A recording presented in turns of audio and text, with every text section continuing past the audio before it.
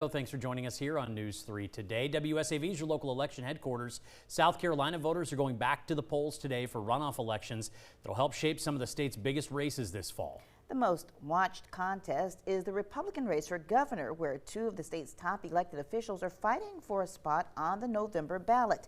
WSAV's Genevieve Lund is live this morning in Hardeeville with the latest. Good morning, Genevieve. Good morning. St. Stephen's Social Hall is one of the many polling locations across South Carolina reopening their doors today for the runoff election. And take a look behind me. They just put out the signs this morning for the voting to come in here and vote. This is just the start of what will be hopefully a busy day for polling locations here as the Lowcountry voters come out to vote on representatives that will help represent their interests. Now, the Republican governor's race features Lieutenant Governor Pamela Yvette and Attorney General Alan Wilson. Yvette finished first in the primary and carried both Beaufort and Jasper counties. Wilson, however, showed strong support in other Lowcountry counties, including Hampton and Colleton. The race took an unusual turn Friday when President Trump, who previously endorsed Yvette, announced he was also endorsing Wilson. Voters in South Carolina's 1st congressional district are also choosing party nominees in competitive Republican and Democratic runoffs. Important for people to come out because these are essentially tiebreakers. For these several races, somebody didn't get 50% of the vote. So the top two in each of those races are in a runoff. So it's important that voters get out and vote to essentially select who's going to be on that ballot in November. Election officials say turnout in runoffs are often about half of what it is during the primary. If you voted in the June primary, you must vote in the same party's runoff today. Polls will remain open until 7 o'clock tonight, and if you're in line by 7 p.m., you still have the right to cast your ballot. And today's governor's race is especially important as it will determine who will be on the ballot in November in South Carolina's first open governor's race since 2010, all because of term-limited Henry McMaster preparing to leave office. Reporting out here in Hardeeville, Genevieve Lund, back to you guys. Genevieve, thank you for more information about all of the races today, including congressional races that will also impact the Lowcountry. Go to WSAV.com/electionHQ. 3 minutes after 6 o'clock on this Tuesday morning, we are taking a live look right now from our Savannah cam out over the Savannah River. Storm Team 3 meteorologist Hannah Evans is in for Alyssa Carsey this morning with our weather on the threes. Good morning, Hannah. Good morning, Kim. Well, once again, we are starting out pretty warm and muggy out there with another hot and humid afternoon on our hands today. So this morning, we are still in the mid to upper 70s, 79 degrees on Hilton Head this morning, 76 degrees in Hinesville and Darien. We have the same setup as yesterday. There's this front to the north. As we're on the south side of it, we are seeing some extra moisture possible around the region. So with that, the heat and humidity stick around, and then we do have just a slight chance for a stray shower or storm this afternoon. And we are going to need it. You will be lucky if you see that shower or storm because it will help cool things down into our afternoon. Look at those temperatures in the 90s with our highs once again in the lower to mid 90s across the region. Heat index values will be in the triple digits as well. There is just that slight chance though, so we really don't get much relief in terms of rain and storms today.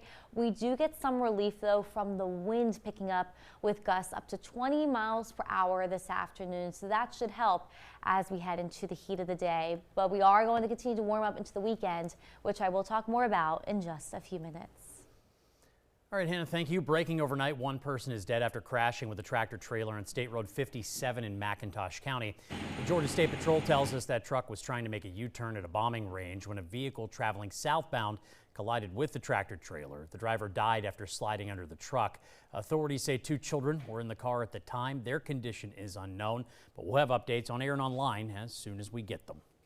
New developments this morning. A sentencing hearing for a soldier convicted in a Fort Stewart shooting is now in recess after a new claim emerges in court. WSAV's Evan Smoke has been in the courtroom each day of the proceedings and has the latest. A busy day in court Monday ended without a sentence for Sergeant Cornelius Radford, who was convicted of 6 offenses of attempted murder last Thursday. Radford was found guilty in connection to a shooting that injured 5 fellow soldiers in August 2025 on the Fort Stewart Army base. Monday's proceedings began with the judge denying a motion from the defense that would have reduced Radford's sentence by up to an additional 380 days. The prosecution recalled multiple witnesses to the stand, including all 6 individuals shot at that day. Many of them shared that following the incident, they are apprehensive of crowds and have lost their trust in people. 2 testified that they are due to be medically discharged from the Army because of the injuries suffered in the shooting. During the defense's rebuttal, a surprising piece of information was revealed. Upon cross-examination of Radford's family and friends, the prosecution asked them if they knew that Radford was accused of threatening to shoot up his school in 2013. The defense objected to this new information being entered into the record. The judge ordered a recess. This will allow both sides to submit their arguments on whether he should allow the 2013 allegation to be permissible in court, despite Radford being a minor at that time. Court proceedings are scheduled to resume at 9 a.m. Tuesday. Reporting from Fort Stewart, Evan Smoke, WSAV News 3, on your side. In other news this morning, the man accused of causing a deadly DUI crash that killed an Effingham County man is expected to head to trial. Prosecutors say Davy Jansasoy caused the crash that killed Michael Danny Sharp last month. He's charged with 2 counts of first-degree homicide by vehicle and has pleaded not guilty. Jury selection is expected to take place later this year, though no trial date has been set. The next hearing is scheduled for September 2nd. Also in Effingham County, the sheriff's office is asking for help finding this man. Donald Stokes, known to many as DJ, is wanted on active warrants for trafficking a controlled substance, possession of a firearm during commission of a crime, and possession of tools for commission of a crime. If you see him or know where he is, you're asked to call the sheriff's office. Happening now, a confirmed case of measles in Beaufort County has put the spotlight on a disease that has not been widespread in many years. Health officials say because it's so contagious, knowing the symptoms and how to protect yourself is more important than ever. Measles is one of the more contagious viruses. Health officials say a 95% vaccination rate is needed to prevent it from spreading. In South Carolina, the rate's around 90%, while some neighboring states have dropped into the 80% range. Officials say one way to keep you and your family safe is to recognize the early signs of the illness. As far as signs and symptoms, it would be essentially a very high fever. Someone would develop a cough, a runny nose, injected or red eyes. They would develop something called complex spots, which are white plaques inside the cheek.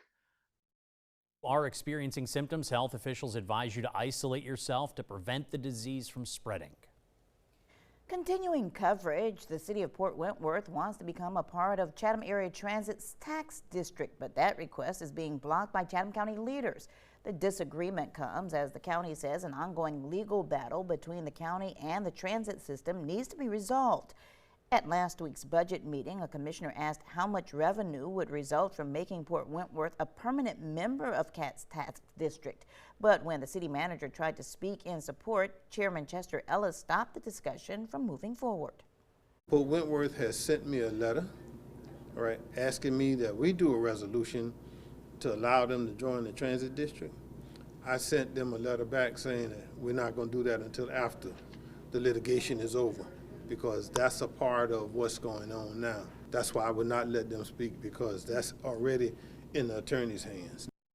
The city says adding Port Wentworth could generate roughly $1 million annually for transit services, and that the decision to block the request undermines CAT's mission to connect communities with people and places they need. Now, we did reach out to both Chatham Area Transit and the city of Port Wentworth for comment, but have so far not heard back.